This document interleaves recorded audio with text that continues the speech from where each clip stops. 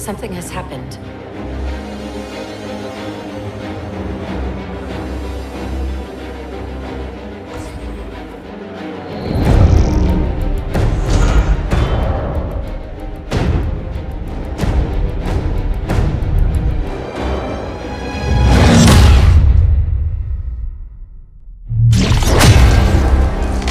Command, we have a Spartan casualty.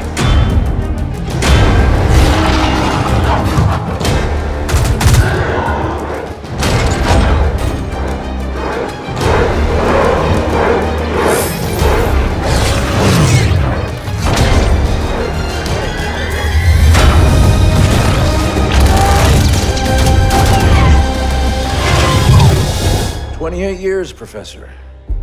Let's see what kind of galaxy we woke up to.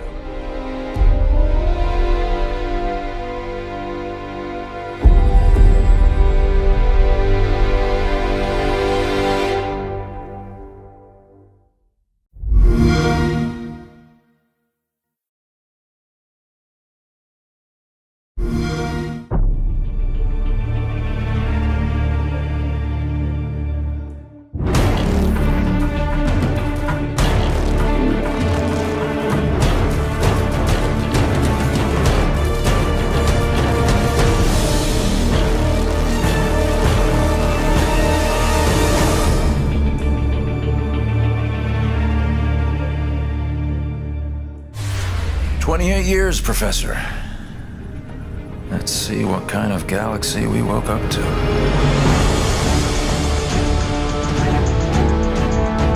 We had a very specific story we wanted to tell, and in particular, new characters that we wanted to introduce. And I think RTS players have higher expectations from story, and we wanted to make sure we did that in the strongest way possible.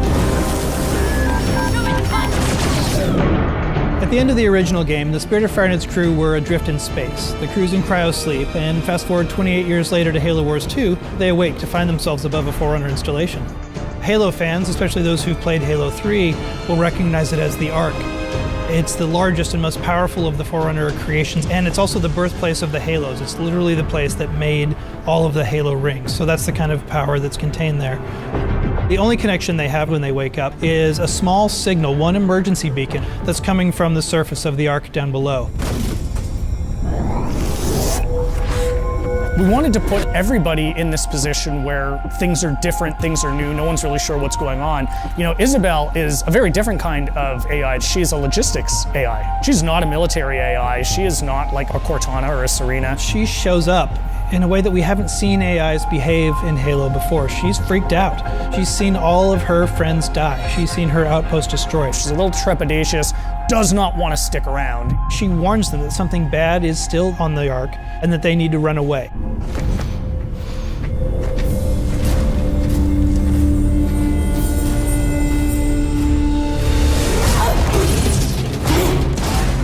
The Spartans from Halo Wars, last time you saw them was in the original Halo Wars, just tearing down a pack of elites.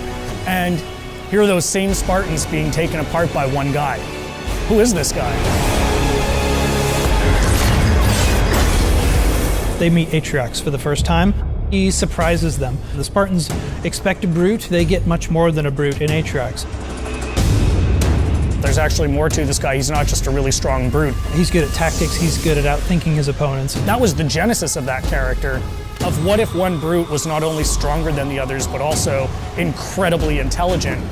Atriox is something the universe hasn't seen before. The fact that he can surprise and then beat 3 Spartans in hand-to-hand combat sets the stage for who's in charge of the Banished and the kind of threat they pose.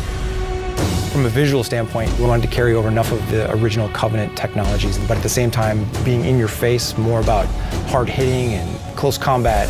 You know what a Wraith does if you've played Halo, but you've never seen a Wraith look like this before. Lots of layered armor, lots of ramming spikes, things that spoke to a brute's sensibilities and aesthetic choices. This is who they're going to have to fight. This is who Captain Cutter has to beat.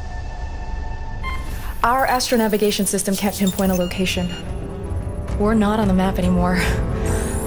But as the captain of this ship, he is 28 years out from his last set of orders. Like, what do you do when you are supposed to report into this hierarchy, but you literally haven't seen them for almost 3 decades?